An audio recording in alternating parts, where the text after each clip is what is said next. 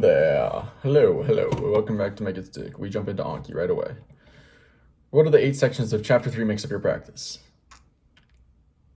The myth of mass practice, myth of mass practice, space practice, interleaved practice, varied practice.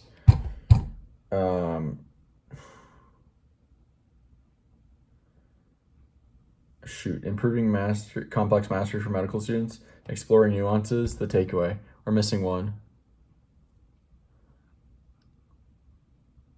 Oh, these principles are broadly applicable. Yeah, okay. Ready? The myth of mass practice, space practice, interleaved practice, varied practice. These principles are broadly applicable. Exploring nuances. Improving complex mastery for medical students, exploring nuances, the takeaway. Developing discrimination skills, of course. The myth of mass practice, space practice, interleaved practice, varied practice. Developing discrimination skills, improving complex mastery for medical students.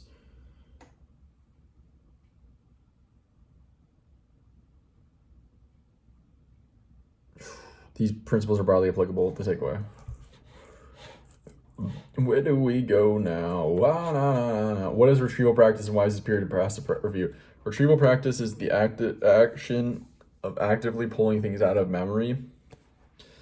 This develops longer lasting, more durable learning. Also reveals your weaknesses. It's a period of passive review because passive review creates illusions of knowing. Retrieval is actively recalling information from memory, which strengthens neural pathways, improves long-term retention, unlike passive review, which creates illusions of knowing. So it's pretty good. Whew. There we go, guys. There we go.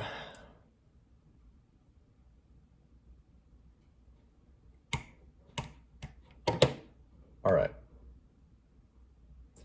What did we do yesterday? What did we learn about? What did we learn about, folks? We would have probably learned about,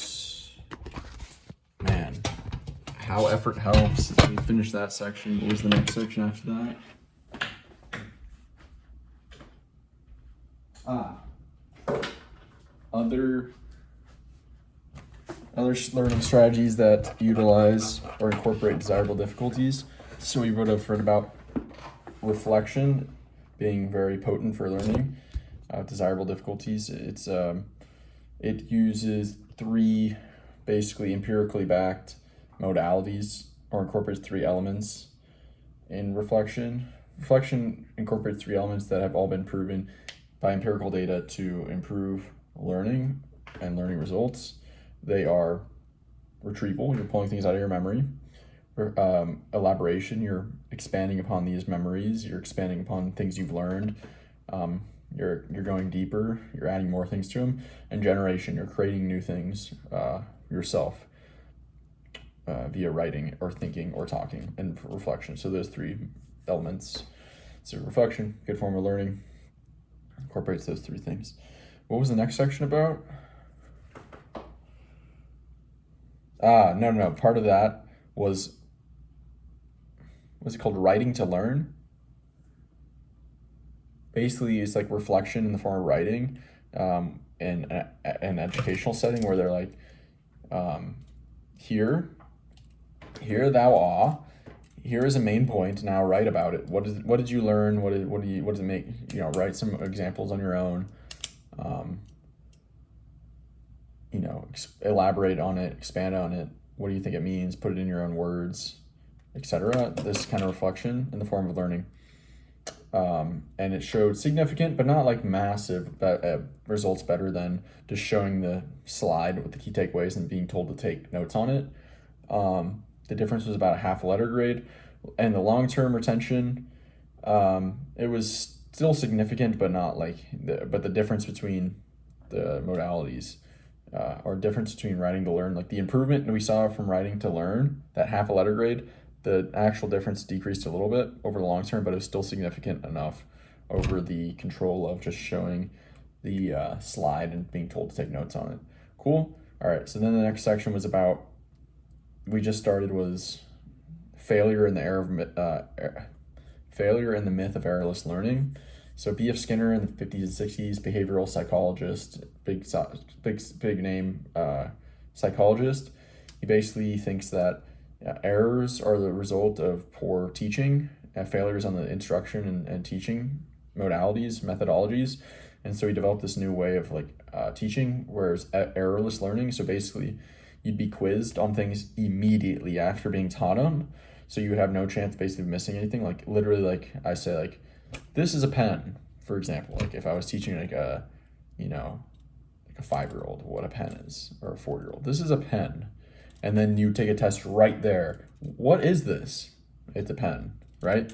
But this has been shown to be myth. We're going to explore it more in this section, but I'm already thinking that's utilizing short-term memory. You say, this is a pen, that's in your short-term memory, and then you're like, what is this? This is a pen. So that you're just testing from your short-term memory. That's not retrieval. Retrieval is pulling from long-term memory.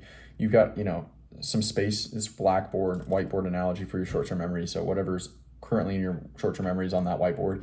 You've got to erase the whiteboard and write something else, fill your short-term memory with something else, so that the pen's not in the short-term memory anymore.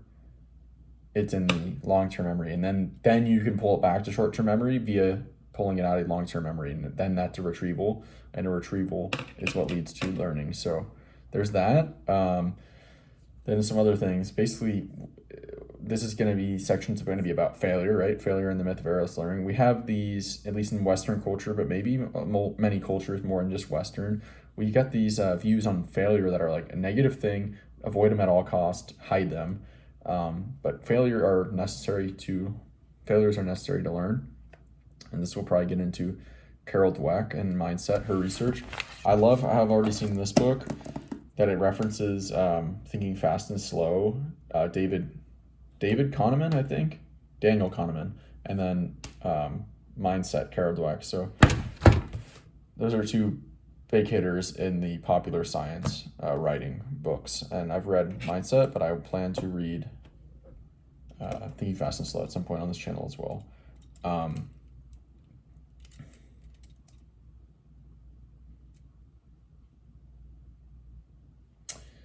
So failure, we have this thing, we want to avoid them.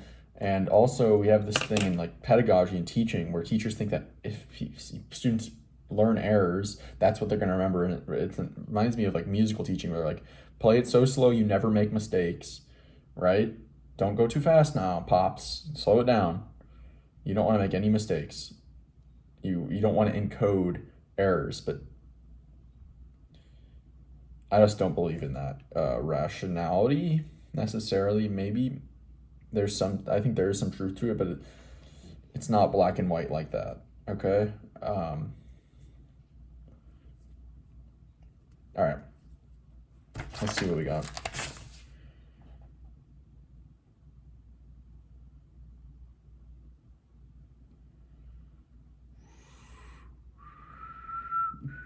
Writing to learn.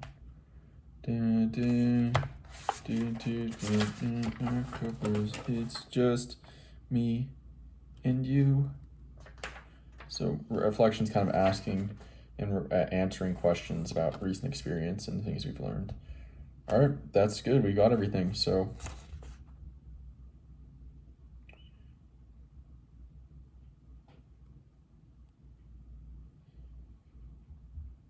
let's continue reading, and then I'll be back to recall. All right, guys. I read 3 paragraphs. There was a ton in every paragraph I just read. So much information that was valuable. Basically, the idea that students that make mistakes and errors, they're going to remember the errors is what they're going to remember. That's a myth. In fact, it's been shown in studies that when given corrective feedback, errors are not what is remembered. In fact, strategies and learning techniques and strategies that are prone to making lots of errors lead to deeper learning than passive learning across the board. Even so much errors as when someone is given a problem to try to solve before they're even taught how to do it. That leads to way more learning than passive review. So errors are not something to avoid. They're actually critical. Mistakes are critical for learning. Reframing mistakes as basically lessons, opportunities to learn on the path to mastery, from the idea that they're failures and something that to be avoided and hidden, can lead to massively different learning outcomes. There was a study done on sixth graders. Oh, first of all, working memory. So working memory, they kind of talk about working memory differently than my understanding. My understanding of working memory is basically short-term memory. They're like analogous terms. It's like what you can hold in short-term memory is your working memory. Maybe that's a good definition. How much you can hold in short-term memory is your working memory. Basically, fear of failure is often a poison for learning, for multiple reasons. First of all, fear of failure will lead to taking on weaker challenges, avoiding challenges in general, avoiding experimentation and trying new things. That is crucial for learning and deep learning. On top of that, it also can create anxiety, performance anxieties, test anxieties, and test anxieties can lead to using part of your working memory on like worrying about your performance, and you're like thinking like, how am I doing? Like, is time running out? Like, oh my gosh, I'm doing badly. This is so hard. You're focusing on these things and using working memory, which is a limited resource, on things that have no return on investment for your performance. They actually just hinder your performance by wasting working memory capacity, and that can be created from test anxiety. And so working memory, right, how much you can hold in short-term memory, essentially, how much you can hold in mind, it's correlated with higher IQ. They did a study on sixth graders in France, in which they had sixth graders work on very, very difficult anagram problems. After struggling for 10 minutes, group one was taught a lesson about how mistakes are crucial, absolutely critical for learning, how errors are completely natural, and how practice can help improve, help you make less errors over time, because you're learning from these errors. You'll start to make the same errors less and less over time. And the other group two, was just told basically, or just asked, how do they attempt to solve the anagram problems? After this, they were given an exam to test working memory capacity, and the group that been given the exam on, or the lesson on how mistakes are crucial for learning, how errors are natural, and part of the learning process, this group showed a significant increase or above the other group in working memory capacity, which again is correlated with how much you can hold in mind, how well you perform on a performance. It's typically, your ceiling is capped by basically your IQ, or dictated by IQ largely, and you can actually increase it or decrease it based on your views of failure. And if you have a fear of failure, there's a good chance that it can actually hinder your working memory capacity when it's time to perform. Okay. Lead to worse utilization of working memory, which leads to less learning. Okay, we've got 50 seconds left. Let's see make sure we got everything.